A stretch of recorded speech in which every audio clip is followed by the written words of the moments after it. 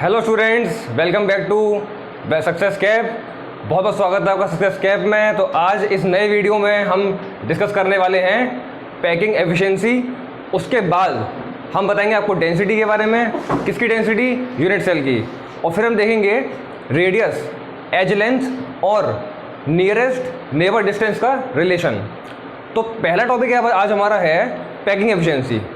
तो packing efficiency में हम देखेंगे जितने भी टाइप के यूनिट सेल थे, चाहे वो सिंपल क्यूबिक हो, चाहे बॉडी सेंटर्ड हो, या चाहे वो आपका फेस सेंटर्ड हो, तीनों में किस तरह की पैकिंग एफिशिएंसी रहती है उनको कंपेयर करेंगे। तो तीनों को कंपेयर करते हुए देखेंगे किस में कितना है दम। तो तीनों कंपेरिजन करते हुए शुरू करते हैं आज हमारा टॉपिक पैकिंग एफिशिएंसी। तो सबसे पहले हम बात करेंगे पैकिंग एफिशिएंसी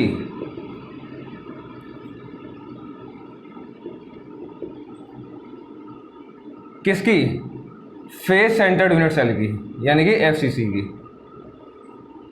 अब देखिए पैकिंग एफिशिएंसी फेस सेंटर्ड में कितनी होती है, पहले ये देखेंगे। उसके बाद हम देखेंगे बॉडी सेंटर्ड में कितनी होती है, और उसके बाद चेक करेंगे कि सिंपल क्यूब में कितनी होती है।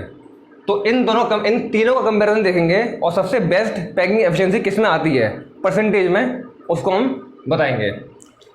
तो फेस सेंटर्ड यूनिट सेल में आपको पता होगा हम एक क्यूब बनाते हैं।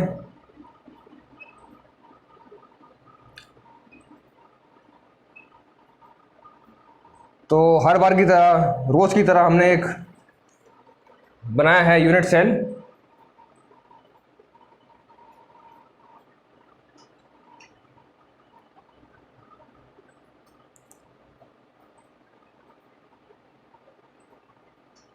अब फेस सेंटर्ड में सारे एटम्स फेस पर होंगे, सारे एटम फेस पर होंगे और कॉर्नर पे होंगे।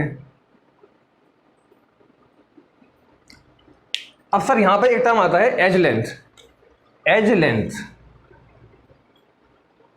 अब इस एज लेंथ का मतलब क्या होता है? तो देखिए किन्हीं भी दो स्फीयर जो कॉर्नर में हो, कोई भी दो स्फीयर जो कॉर्नर में हो, उनके बीच का सेंटर का जो डिस्टेंस है उसको हम कहते हैं एज लेंथ, और उसको हम डिनोट करते हैं पॉइंट अल्फाबेट ए से। ये होता है ए। अब क्योंकि ये क्यूब है तो सारे जो एज लेंथ है बराबर होंगे, तो ये भी ए होगा, ये भी ए होगा, यानी कि लेंथ, ब्रेथ, हाइट तीनों के तीनों क्या हो जाएंगे? ए के बराबर होंगे। किसके बराबर होंगे? ए के। ये हमें बखूबी पता है। अब देखिए अगर इस पॉइंट को ए मान लूं, इसको बी मान लूं, इसको सी मान लूं, तो अगर मैं यहां से एक लाइन ड्रॉ करूं तो कहीं ना कहीं ये जो है इसके फेस पे जो एक एटम होगा वो लाइन कहीं इससे पास करके जाएगी। अब एक्चुअली मैंने ऊपर बना दिया है, मैं इसको नीचे बनाता हूं। ये लाइन ऐसे कहीं ना कहीं से पास होकर जाएगी, ठीक है। तो अगर मैं ये ट्रायंगल लूं, in triangle ABC,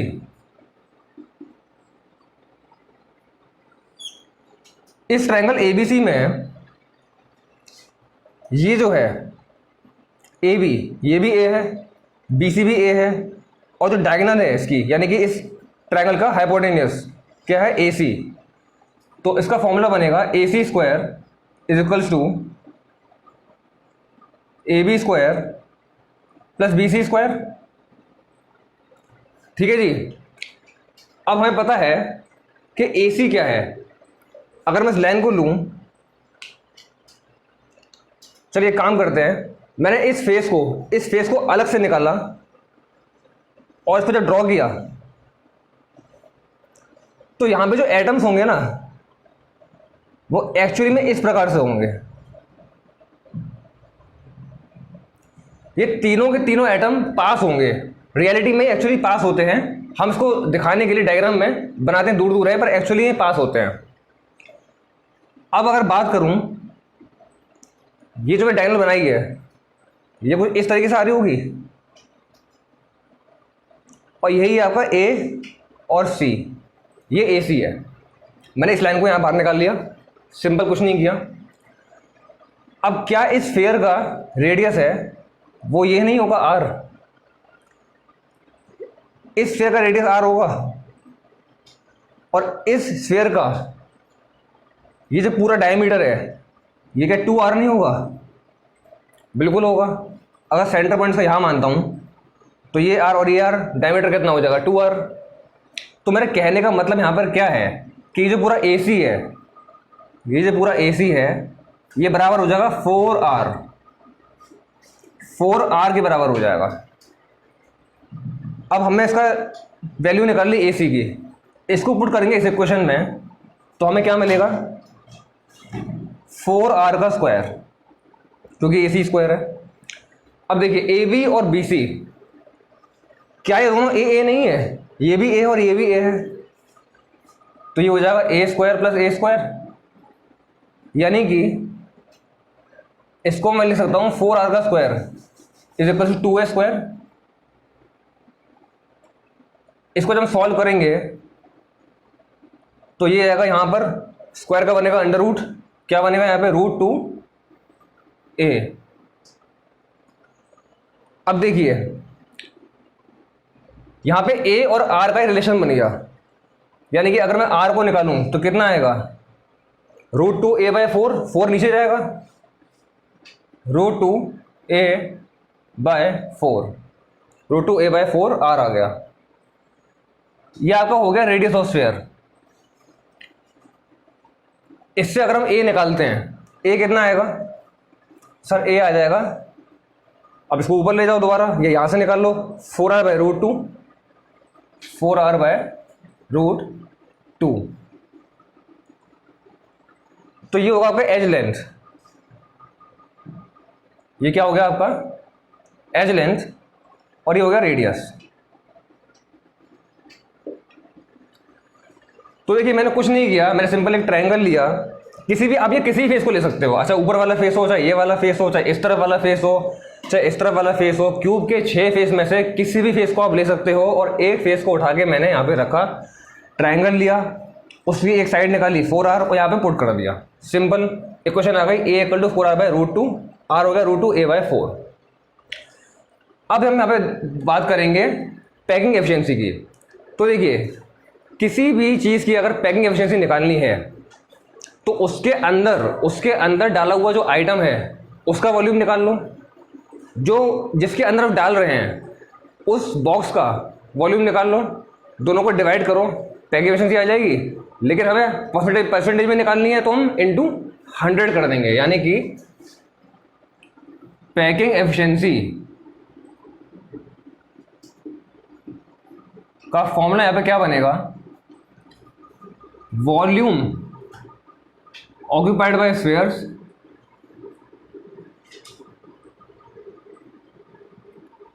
divide by total volume of unit cell. और मैं इसमें क्या करूंगा अब इनटू 100 करूंगा, इनटू 100, इस पूरे को इनटू 100 करूंगा, मुझे क्या मिल जाएगा पैकिंग एफिशिएंसी। यानी कि अगर इस पूरे यूनिट सेल में जितने भी स्फीयर हैं उन सबका वॉल्यूम मैं निकाल लूँ और डिवाइड कर दूँ इस पूरे यूनिट सेल के वॉल्यूम से, और इनटू 100 करके मुझे क्या मिल जाएगा पैकिंग एफिशिएंसी। तो चलिए निकालते हैं पैकिंग एफिशिएंसी। मैं इसको PEFF लिख देता हूँ पैकिंग एफिशिएंसी शॉर्ट में करने के लिए, ठीक है।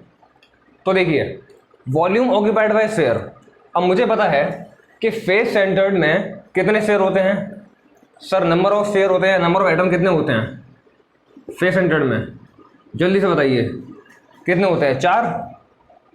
4।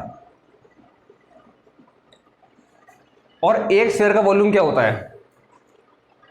एक स्फीयर का वॉल्यूम होता है 4/3 πr³, 4/3 πr³। टोटल कितने हैं? 4। मैंने पुट कर दिया 4, मुझे मिल गया volume occupied by spheres.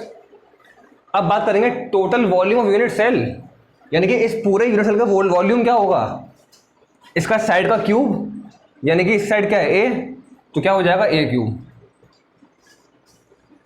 As simple as that, कुछ भी नहीं है, कोई कॉम्प्लेक्सिटी नहीं है, बिल्कुल फॉर्मूला पुट किया, आराम से सॉल्यूशन आ जाएगा।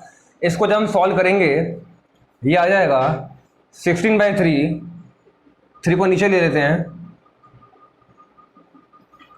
पाई आर क्यूब, ए की वैल्यू यहां से हटा के यहां पुट कर दीजिए, सिंपल। मैंने किया 4r/√2 का होल क्यूब। अब देखिए ये तो हो गया 16/3 पाई आर क्यूब, ए क्यू की वैल्यू पुट करी तो 4r/√2 का होल क्यूब कर दिया, सिंपल, और 3 जो है ऊपर वो नीचे आ गया। क्लियर है? इसको जब हम सॉल्व करेंगे तो हमें मिलेगा इसका आंसर 78%। 78 नहीं मिलेगा, 74 मिलेगा। 74।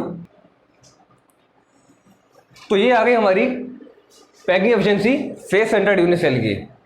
तो कुछ नहीं किया, सिंपल हमने क्यूब बनाया, उसमें हमने ट्रायंगल लिया और उसके हेल्प से हमने एक साइड निकाली, पुट किया फॉर्मूले में वॉल्यूम और टोटल वॉल्यूम यूनिट सेल का, और हमें मिल गया पैकिंग एफिशिएंसी 74%। यानी कि अब 74% एफिशिएंसी है यूनिट सेल की फेस सेंटर्ड में।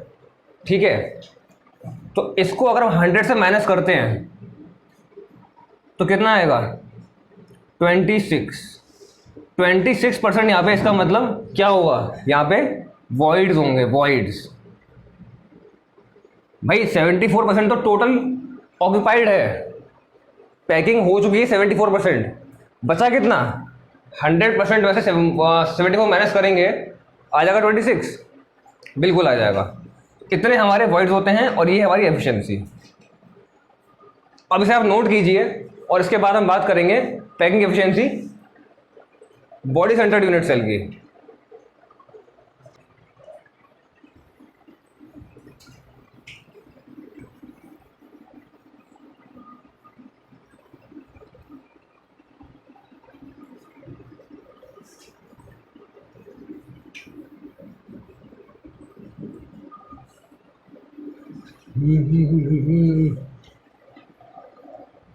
तो अब हम बात करेंगे हमारे बॉडी सेंटर्ड यूनिट सेल की। अब क्योंकि हम जानते हैं कि जो हमारा बॉडी सेंटर्ड यूनिट सेल है उसमें कहाँ पर एटम्स होते हैं? सर कॉर्नर्स पे होते हैं, और एक होता है बॉडी के बीच में।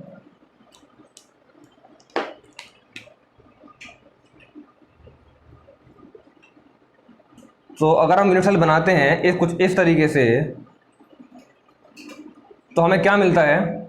बीच में एक बड़ा सा यूनिट सेल मिलता है, बीच में एक बड़ा सा एटम मिलता है बॉडी के बीचों बीच। यहाँ पर हमने अच्छे से पढ़ाई करी थी, नंबर ऑफ एटम्स कितने होंगे? एक तो बॉडी से सेंटर पर, और 8 × 1/8, 8 × 1/8 कॉर्नर्स पे कितने थे? 2। नंबर ऑफ एटम्स यहाँ पे कितने थे? 2।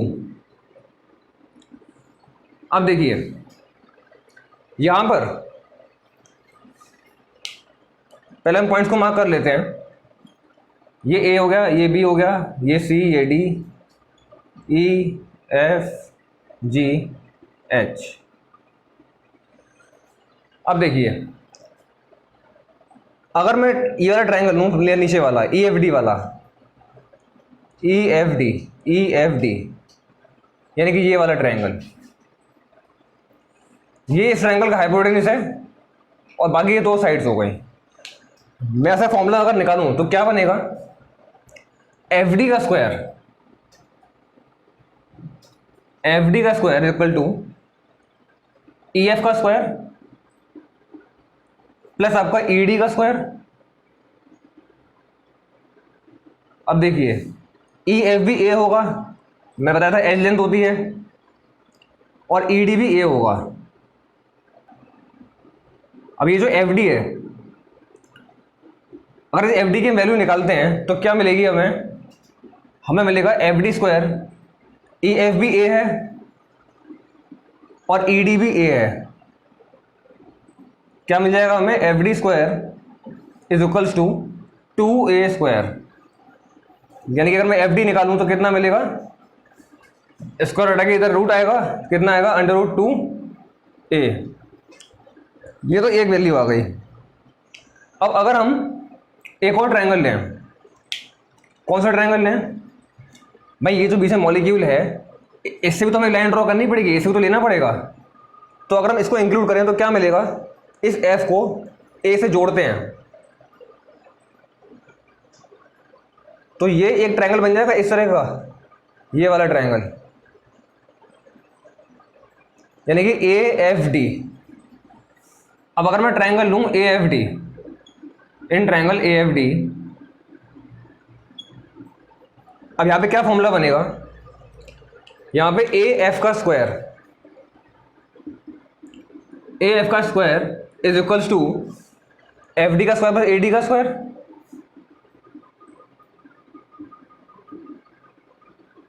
ठीक है भाई, हाइपोटेन्यूज का square is equal to base का स्क्वायर पर हाइट का स्क्वायर। ए एफ स्क्वायर हम लिख सकते हैं, चलिए इक्वेशन तो बाद में पुट करेंगे, वैल्यू बाद में पुट करेंगे, पहले इसको मान लेते हैं इक्वेशन। ये इक्वेशन 1 हो गई।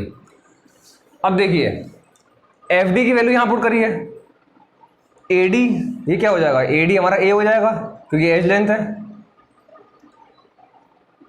तो इसको जब हम पुट करते हैं इस इक्वेशन में तो हमें क्या मिलेगा, ए एफ का स्क्वायर इज इक्वल्स टू, और एफ डी का था √2a, √2a का होल स्क्वायर प्लस ए स्क्वायर। अब हम बात करेंगे ए एफ की। सर ये ए एफ क्या होगा, अब एफ तो निकालना पड़ेगा। अब एक बात बताइए, अगर इस ए एफ की जो लाइन है मैं इसको अलग से ड्रॉ करूं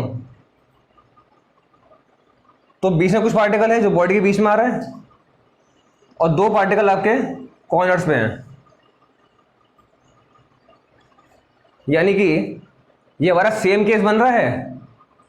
इस स्फीयर का डायमीटर 2r होगा, ये हो जाएगा r और ये हो जाएगा r। तो इस पूरे की अगर मैं लेंथ बात करूं ए एफ, वो कितना मिल जाएगा मुझे, 4r मिलेगा, 4r। पुट कर दूं इस क्वेश्चन को यहां पर, तो 4r का स्क्वायर, 4r का स्क्वायर इज इक्वल्स टू, इस ओपन करेंगे √2 का स्क्वायर हटेगा, 2 आ जाएगा और a स्क्वायर आ जाएगा, ये आ गया a स्क्वायर। यानी कि 4r का स्क्वायर हमें क्या मिला, 3a स्क्वायर। इसको हम सॉल्व करेंगे तो हमें क्या मिलेगा, 4r is equals to √3a, under root लेंगे तो स्क्वायर और अंडररूट कैंसिल हो जाएंगे, √3 हो जाएगा और a आ जाएगा। यानी कि इससे हम निकालें तो हमें क्या मिलेगा, हमें मिलेगा r is equal to √3a/4। ये हो गया आपका रेडियस, और हम a निकालें तो क्या मिलेगा, इसको उल्टा कर लो, 4r/√3, 4r/√3। तो हमें a मिल गया 4r/√3 और r मिल गया √3a/4। ये दोनों तो हो गया रेडियस और एज लेंथ का रिलेशन। अब बात करते हैं पैकिंग एफिशिएंसी की, जो हम पढ़ रहे हैं। तो भाई पैकिंग एफिशिएंसी क्या होगी, पैकिंग एफिशिएंसी क्या होगा, volume occupied by sphere divide by total volume of unit cell. अब यहाँ पे कितने स्फीयर हैं, पहले तो हम लिखेंगे volume of sphere 4/3 πr3। Simple है, इसमें मैंने कुछ नहीं किया है। नंबर ऑफ एटम्स कितने थे, नंबर ऑफ स्फीयर कितने थे, 2 थे, यहाँ पे 2 मल्टीप्लाई कर दूंगा। यूनिट सेल का वॉल्यूम कितना था, a³ और a की वैल्यू आएगी यहाँ से। जब हम इस इक्वेशन को पुट करेंगे हमें क्या मिलेगा, सॉल्व करने के बाद हमें मिलेगा 68%। अब देखिए सॉल्व मैं यहाँ पे करके नहीं दिखा रहा हूँ, आप सिंपल, ये तो सिंपल मैथमेटिक्स है, हमें पुट करेंगे, क्यू को खोलेंगे, नीचे लेके आएंगे, सॉल्व करके 68% आ जाएगा। ठीक है, तो आप निकाल सकते हैं, कोई दिक्कत नहीं है। 68% आ गई थी पैकिंग एफिशिएंसी। अब हम बात करेंगे इसके वॉइड्स। तो अगर 68% एफिशिएंसी है, इसे मैं 100 से माइनस कर दूंगा तो मुझे कितना मिलेगा? 2 और 30 32, 2 और 30 32, 32%, 32% मिलेगा वॉइड्स। क्या ये सही है? ठीक है, 32% वॉइड्स हमें मिल गए, 68% एफिशिएंसी, यानी कि अभी भी ये इतना एफिशिएंट नहीं है। अगर हम इसे कंपेयर करते हैं HCP या FCC से, जो मैंने पहले वाला केस लिया था उसमें 74% एफिशिएंसी थी, इसमें कितनी है? 68%, यानी कि अभी भी ये उससे कम एफिशिएंट है। बात करूँ तो कितना एफिशिएंट कम है? 6%, 6% से कम एफिशिएंट है 74, और ये है 68। तो चलिए, ये बात हो गई हमारी बॉडी सेंटर्ड यूनिट सेल की और उसकी पैकिंग एफिशिएंसी की। अब बात करेंगे सिंपल क्यूबिक यूनिट सेल की पैकिंग एफिशिएंसी। तो इसे आप नोट कर लीजिए।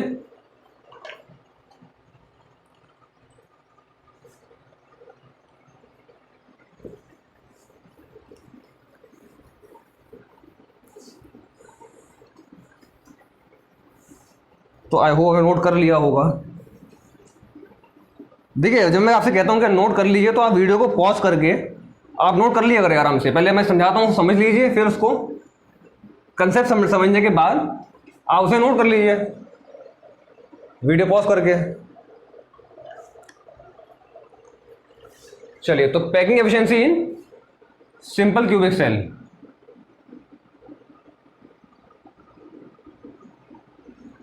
अब देखिए, हमने पढ़ा था कि सिंपल क्यूबिक सेल में जो एटम्स होते हैं वो कहाँ होते हैं? सर, वो कॉर्नर्स पे होते हैं। कहाँ होते हैं? कॉर्नर्स पे। तो अगर हम ये सेल बनाए हैं, जो कि हम बना ही रहे हैं, इसमें मैं बात करूं एटम्स की, मॉलिक्यूल्स की, कुछ भी ले लो, वो कहाँ होंगे? कॉर्नर्स पे होंगे।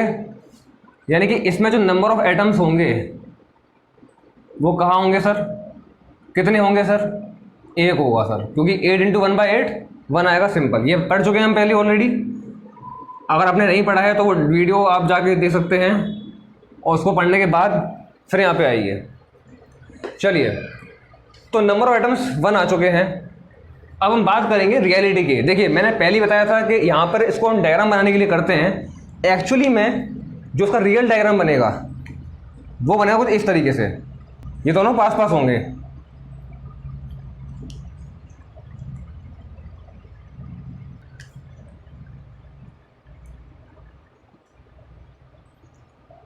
तो मैं सिर्फ 2 आइटम बना रहा हूँ आपको दिखाने के लिए। अगर हम इस फेस को लेते हैं तो ये 2 आइटम इनके पास पास होंगे, यानी कि ये R होगा और ये R होगा। अब देखिए, मुझे यहाँ पे कुछ भी करने की ज़रूरत नहीं है, मुझे साफ साफ मालूम पड़ रहा है ये एज लेंथ है A, ये भी एज लेंथ है A, यानी कि A जो है वो इन 2 R को ऐड करके मिल जाएगा। भाई R इतना आ रहा है, इसका इस स्फीयर का और इस स्फीयर का R इतना आ रहा है। दोनों R को ऐड करूं तो मुझे क्या मिलेगा? A = 2R।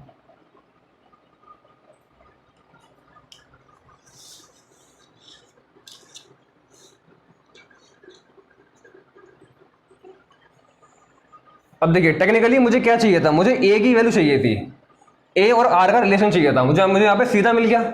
अब मैं सीधा क्या करूंगा? मैं पैकिंग एफिशिएंसी निकालूंगा। पैकिंग एफिशिएंसी निकालने के बाद मुझे क्या मिलेगा? कैसे मिलेगा? Volume occupied by sphere. तो पहले तो लिखो वॉल्यूम ऑक्यूपाइड बाय स्फीयर कितना है।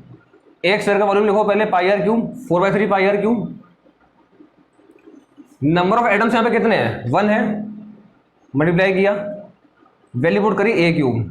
ये वॉल्यूम है यूनिट सेल का। A यहाँ पे कितना है? 2R। चलिए पुट करते हैं, ये कितना आ जाएगा? 4 πr3। 3 को नीचे ले लेते हैं, इंटू A3 की वैल्यू, A कितना है? 2R। तो 2R का मैं क्यूब खोलूंगा तो कितना आएगा? 2 का क्यूब हो जाएगा 8 और R हो जाएगा R3। ये इससे कैंसिल हो गया, ये इससे कैंसिल हुआ। ये आपका आंसर आ जाएगा π/6। पाई की वैल्यू होती है 22/7 इंटू 6। कुछ गड़बड़ हुई है हमारे साथ, 1 मिनट। 4 πr3 ओके, सो इसको हमने सॉल्व किया तो 22.7 आ गया, आर कैंसिल हो गया, 22.7। ठीक है, इस पे जब 100 मल्टीप्लाई करेंगे 52.4% आपको मिलेगा इसका पैकिंग एफिशिएंसी।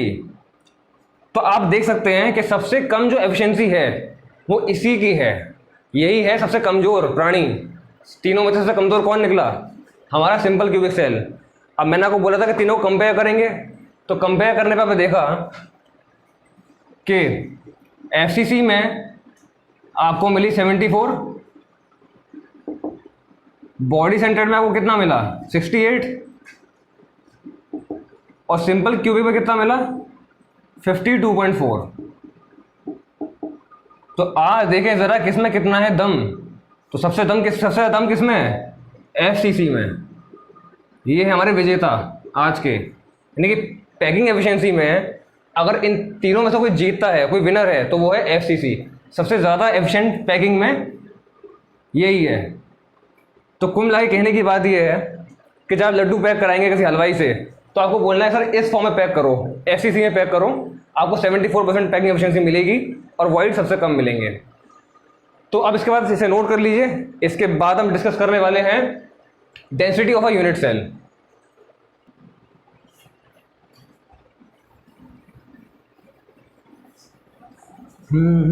तो अब हम डिस्कस करेंगे हमारा next topic, density.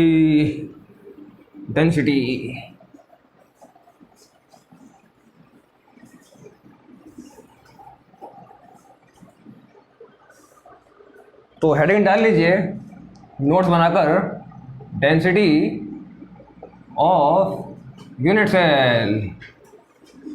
Density of unit cell. अब देखिए, किसी भी चीज़ की डेंसिटी निकालनी है तो हम काफ़ी टाइम पहले से पढ़ते हुए आ रहे हैं कि भाई density is equal to M upon V, density equal to mass upon volume. तो मास, किसी भी चीज़ की डेंसिटी निकालनी है तो उसका मास और उसका वॉल्यूम पता होना चाहिए, हम डेंसिटी निकाल सकते हैं। डेंसिटी किसकी है? यूनिट सेल की। तो अगर डेंसिटी यूनिट सेल की है तो हमें चाहिए होगा mass of unit cell, mass of unit cell, और हमें चाहिए होगा volume of unit cell, volume of unit cell. अब देखिए, क्या मैं मास ऑफ यूनिट सेल को लिख सकता हूं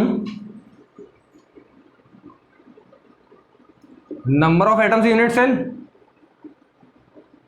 into mass of one atom?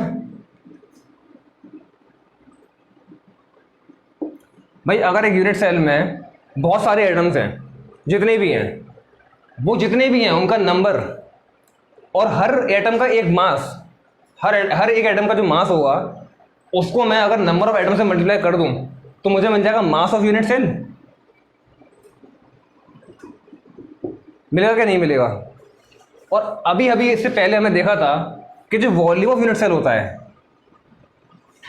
जो वॉल्यूम ऑफ यूनिट सेल होता है वो कितना था? A cube. As simple as that.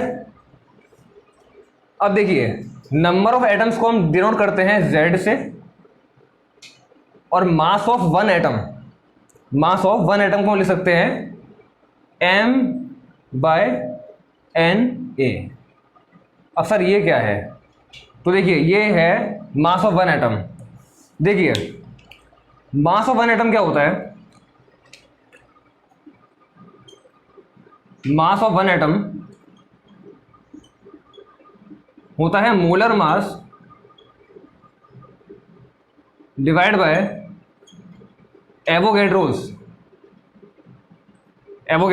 Number. ये होता है इसका रिलेशन। मोलर मास को हम लिखते हैं कैपिटल एम से, और ये होता है एवोगैड्रो नंबर एन ए। ये मैंने यहाँ पे लिखा है। अब सर ये निकालते कैसे हैं? अब देखिए, सपोज करिए कि आपके पास एक टॉफ़ी का पैकेट है, कैंडी का पैकेट है। उस कैंडी का पैकेट का जो मास है वो है 100 ग्राम, और आपको पता है कि एक टॉफ़ी के पैकेट में 100 टॉफ़ी आती हैं, 100 कैंडीज आती हैं। तो मैं आपसे पूछूं कि एक टॉफ़ी का, एक कैंडी का मास कितना होगा, आप कैसे निकालेंगे? आप निकालेंगे 1 ग्राम। कैसे निकाला? जो मोलर मास है, जो उस पूरे पैकेट का मास है, यानी कि 100 ग्राम जो उस पूरे पैकेट का मास है, आप उसे डिवाइड करेंगे नंबर ऑफ कैंडीज से। वो कितनी है? 100। तो आपको क्या मिल जाएगा? एक कैंडी का मास मिल जाएगा। यानी कि अगर एक पूरा पैकेट है, उसका छोटे छोटी कैंडीज हैं, प्यारी प्यारी सी, अगर उस कैंडीज का, एक कैंडी का को मास निकालना है तो कैसे मिलेगा? एक कैंडी का मास इक्वल टू पूरे पैकेट का mass divide by number of candies. Clear है? अब क्या इन नंबर ऑफ कैंडीज को, छोटी छोटी कैंडीज को मैं एटम मान सकता हूं? बिल्कुल मान सकता हूं। और ये हमारा जो पैकेट है, क्या ये मोल नहीं हो जाएगा? बिल्कुल हो जाएगा। यानी कि एक मोल में, इस मोल का जो मास है, या आप कह सकते हैं मोलर मास, इस मोलर मास में कितने नंबर ऑफ एटम्स हैं, अगर ये हम निकाल लें और इन दोनों को डिवाइड करते हैं तो हमें मिल जाएगा कैंडी का मास, यानी कि एटम का मास। सेम चीज़ यहाँ अप्लाई होती है। जब हम एक एटम का मास निकालते हैं तो हमें चाहिए होता है उसका molar mass divide by Avogadro's number. ये एवोगैड्रो नंबर है, ये नंबर ऑफ एटम्स ही है। एवोगैड्रो नंबर की आप डेफिनेशन देखेंगे तो वो क्या कहती है? वो ये कहता है कि number of units present in a mole, या फिर यूनिट्स तो कह सकते हैं एटम या मॉलिक्यूल या आयन। तो कितने नंबर ऑफ यूनिट्स, कितने नंबर ऑफ मास, कितने नंबर ऑफ कितने नंबर ऑफ यूनिट, कितने नंबर ऑफ एटम, कितने नंबर ऑफ मॉलिक्यूल, या फिर कितने नंबर ऑफ आयंस एक मोल में प्रेजेंट हैं, वो होता है एवोगैड्रो नंबर। ये हमने यहाँ पे किया, टोटल नंबर ऑफ एटम को डिवाइड किया एवोगैड्रो नंबर की जगह, और मोलर मास हमें पता था कैपिटल M, तो इसको मैं लिखा यहाँ पर, जो कि M/Na। तो ये आपका निकला total mass of unit cell, Z into M/Na।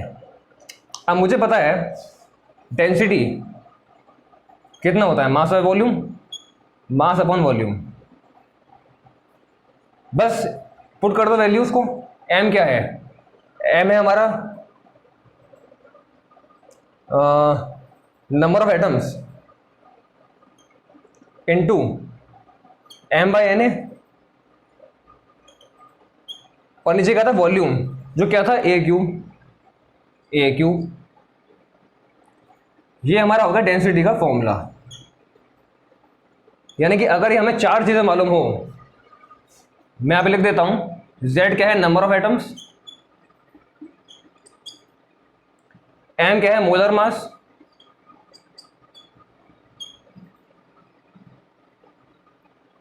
अब देखिए, ये A क्यूब है, ये वॉल्यूम हो गया यूनिट सेल का। और Na क्या है आपका? Avogadro's number. एवोगैड्रोस नंबर, और ये आपको लेना है, इसकी वैल्यू होती है कांस्टेंट, जो होती है 6.022 इंटू 10⁻21 मोल इनवर्स। ये होती है एवोगैड्रो नंबर की वैल्यू। तो देखिए, ये वैल्यू आपको इसमें न्यूमेरिकल में दी होगी, अगर नहीं दी है तो आप उसको अज्यूम करके चलेंगे, और ये आपको पुट करने के बाद आपको मिल जाएगी डेंसिटी। तो यानी कि अगर चारों चीज़ें मालूम होती हैं तो हम पता कर सकते हैं डेंसिटी ऑफ यूनिट सेल। ये होगा इसका फॉर्मूला, इसे नोट कर लीजिए, और इसके बाद हम डिस्कस करेंगे relation between radius, edge length और नियरेस्ट मॉलिक्यूलर डिस्टेंस। यानी कि ए एज लेंथ है, आर रेडियस, और डी होता है नियरेस्ट नेबर डिस्टेंस।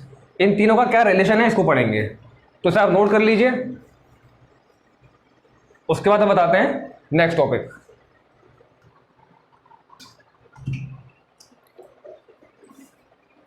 यहाँ पे आप एवोगैड्रो नंबर की वैल्यू जो चेंज कर लेना, 23 है। एक्सट्रीमली सॉरी फॉर दिस यार, 23 था ये, है ना। तो एवोगैड्रो नंबर लिख लेना 23, ठीक है, 10⁻23 मोल इनवर्स। ये वैल्यू फिक्स रहती है, स्टैंडर्ड रहती है, इसको आप अज्यूम कर सकते हो।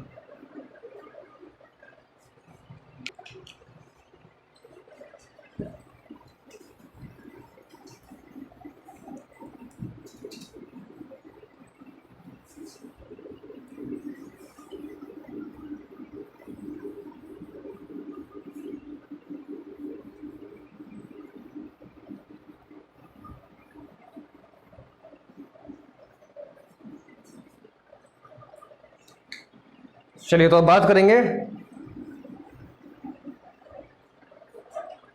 रिलेशन बिटवीन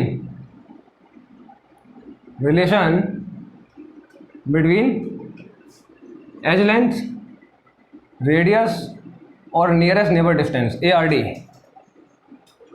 अब देखिए पहले हम बात करते हैं डी की। ये डी क्या है? डी है nearest neighbour distance, nearest neighbour distance जिसे हम डिनोट करते हैं डी से। अब देखिए होता क्या है, इसे हम सिंपल भाषा में लिखेंगे the distance between centre of two nearest spheres, two nearest spheres. यानी कि अगर मेरे पास दो स्फीयर हैं जो बिल्कुल आसपास हैं, जो एक दूसरे के पड़ोसी हैं, अगर मैं उनके सेंटर का बीच का डिस्टेंस निकालूं तो मुझे मिल जाएगा क्या? मुझे मिल जाएगा डी। ये होता है आपका डी, जिसे हम कहते हैं nearest neighbour distance, distance between centre of two nearest sphere. अब देखिए यहाँ पे आप थोड़ा कंफ्यूज हो सकते हैं एज लेंथ से। एज लेंथ क्या होता है, तो इसको भी करते हैं डिस्कस। देखिए एज लेंथ का मतलब होता है ए, और ये क्या होता है? Distance between centres. ये भी सेंटर्स के बीच का डिस्टेंस होता है, लेकिन उन स्फीयर्स का जो कॉर्नर पे होते हैं। डिस्टेंस बिटवीन सेंटर और spheres present at corners, present at corners. यानी कि अगर एक क्यूब है तो उसके कोने कोने पे, उसके कोने कोने पे जो कॉर्नर्स पे जो हमारे एटम्स हैं, उनका सेंटर का डिस्टेंस, उनके सेंटर का डिस्टेंस वो होता है एज लेंथ। जबकि ये जो एटम होते हैं जो आपस में क्लोज होते हैं, नेबर होते हैं, उनके सेंटर का डिस्टेंस वो कितना होता है? वो होता है डी। और वो कहीं भी हो सकता है, चाहे वो बीच में यहाँ और ये वाले हों, चाहे वो ये दोनों हों, या बॉडी सेंटर से लेके यहाँ पे ले सकते हैं। तो कोई भी दो एटम उनके बीच का जो डिस्टेंस है, जो नियरेस्ट नेबर हैं, उसे कहते हैं नियरेस्ट नेबर डिस्टेंस, और ये होता है एज लेंथ। और रेडियस आपको पता है, रेडियस क्या होता है? रेडियस ऑफ स्फीयर होता है ये। यानी कि जो हमने स्फीयर बनाया उसका जो रेडियस है उसे कहते हैं आर। तो अब इन तीनों का क्या रिलेशन होता है एफसीसी में, बीसीसी में और सिंपल क्यूबिक सेल में, उसको देखेंगे। तो इसे आप नोट कर लीजिए, डेफिनेशन है, आपको समझने के लिए काम आएगा, इसके नोट्स बना लीजिए।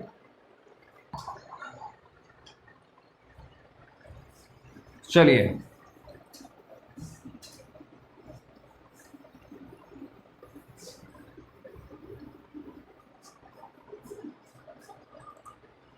सबसे पहले हम बात करेंगे एफसीसी की। तो देखिए एफसीसी के अंदर मुझे मालूम था कि जो क्यूब है, जो हमारा लैटिस है, जो यूनिट सेल है, इसको हम दोबारा ड्रॉ कर लेते हैं।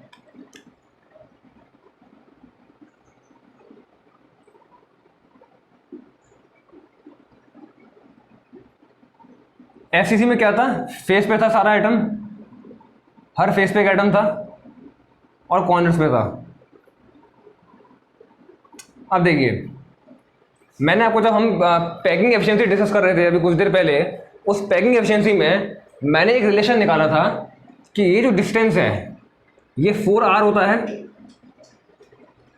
और ये 4r जो होता है वो किसके बराबर होता है? वो बराबर होता है √2a के। ठीक है, तो देखिए दोबारा मुझे डेरिवेशन ड्राइव करने की जरूरत नहीं है, आप वीडियो को बैक करके देख सकते हैं। पैकिंग एफिशिएंसी मैंने एफसीसी के केस में मैंने 4r = √2a निकाला था। मैंने ये ट्राइंगल लिया था, इसका इसमें फॉर्मूला लगाया था पाइथागोरस का। पाइथागोरस लगाने के बाद ये आया था 4r = √2a। यानी कि सीधा सीधा r और a का रिलेशन तो बन गया। r कितना हो गया? √2a / 4। ये हो गया आपका r। और ए कितना हो जाएगा 4r/√2।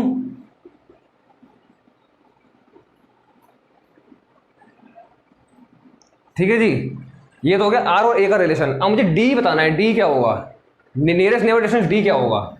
तो डी को हम बात करेंगे। तो देखिए यहाँ पे अगर कोई भी नियरेस्ट स्फीयर को लूँ तो क्या वो इस तरीके से बनेंगे, बिल्कुल बनेंगे। ये कितना हो जाएगा आर और ये भी हो जाएगा आर। अगर मैं इन दोनों को ऐड करता हूँ तो मुझे क्या मिलेगा 2r।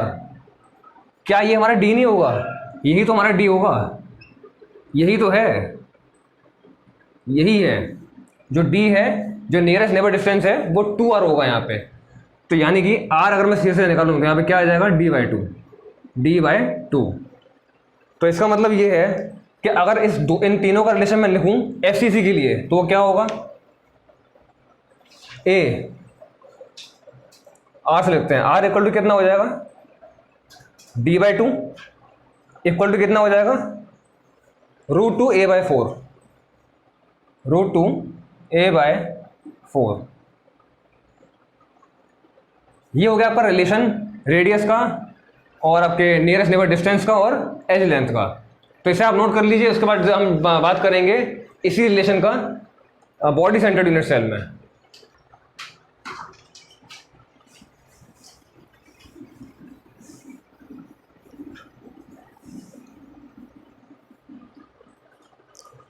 चलिए तो बात करेंगे हमारे सेकंड का body centred unit cell. Body centred unit cell में आपको पता है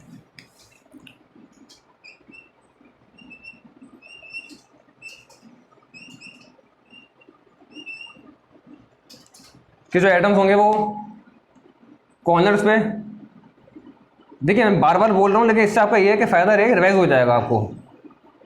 बार बार यूनिट सेल बना के मैं आपको वही चीज़ बता रहा हूँ कि कॉर्नर्स पे होंगे या बीच में होंगे, तो एक्चुअली में आपका रिविजन भी हो रहा है इस तरीके से।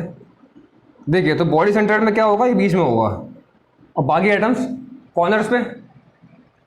अब बॉडी सेंटर्ड यूनिट सेल के पैकिंग एफिशिएंसी में मैंने आपको बताया था कि जो 4r होता है, यहाँ पे जो 4r होता है वो बराबर होता है √3a के। निकाला था हमने, आपको याद होगा हमने दो ट्रायंगल लिए थे, एक ये वाला ट्रायंगल था, उसका ये साइड निकाल के हमने इस ट्रायंगल वाली इक्वेशन में डाला था, हमें क्या मिला था 4r = √3a। यानी कि अगर ऐसे r निकालूँ तो कितना आ जाएगा √3a/4, as simple as date, √3a/4। अब देखिए अब निकालते हैं d। तो दो स्फीयर हमने बनाए, उनके बीच का सेंटर का डिस्टेंस निकाला, तो क्या ये भी 2r के बराबर नहीं होगा, बिल्कुल होगा। किसी भी दो नियरेस्ट स्फीयर के बीच का डिस्टेंस, सेंटर का डिस्टेंस d कहलाता है और वो 2r होगा यहाँ पर भी इसी केस में। तो यानी कि हम r लिख सकते हैं d/2, सेम एज बिफोर, यानी कि फेस सेंटर्ड वाले का भी और बॉडी सेंटर का दोनों का d सेम होता है। तो हम ऐसा अगर रिलेशन निकालें तो क्या मिलेगा, r = d/2 = √3a/4, √3a/4। ये हो गया आपका r, d और a का रिलेशन। क्लियर है। अब देखिए यहीं पर ही हम बात कर लेते हैं सिंपल क्यूबिक यूनिट सेल की, क्योंकि तीसरा पॉइंट है सिंपल क्यूबिक यूनिट सेल। अब देखिए सिंपल क्यूबिक यूनिट सेल में मैंने आपको बताया था कि जो दो एटम होंगे वो बिल्कुल पास पास होंगे, कुछ इस तरीके से। ये बताया था जब हम पैकिंग एफिशिएंसी की बात कर रहे थे एससीसी के अंदर, दो एटम पास पास थे, यानी कि अगर ये R है तो ये भी R है। और ये देखिए यहाँ से यहाँ तक कितना है, यही A है, यानी कि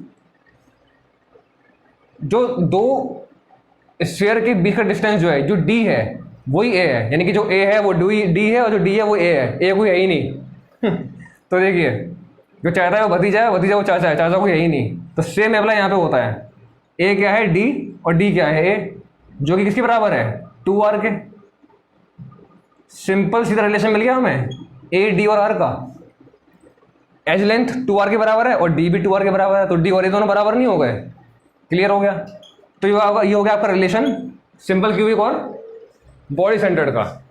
तो यहाँ पे आज का वीडियो समाप्त होता है। आज हम इस वीडियो में डिस्कस किया 3 टॉपिक। पहले हमने डिस्कस किया पैकिंग एफिशिएंसी, उसके बाद डेंसिटी और उसका relation between the R, A and D. तो मिलते हैं नेक्स्ट टॉपिक में नए टॉपिक के साथ। And till then good bye.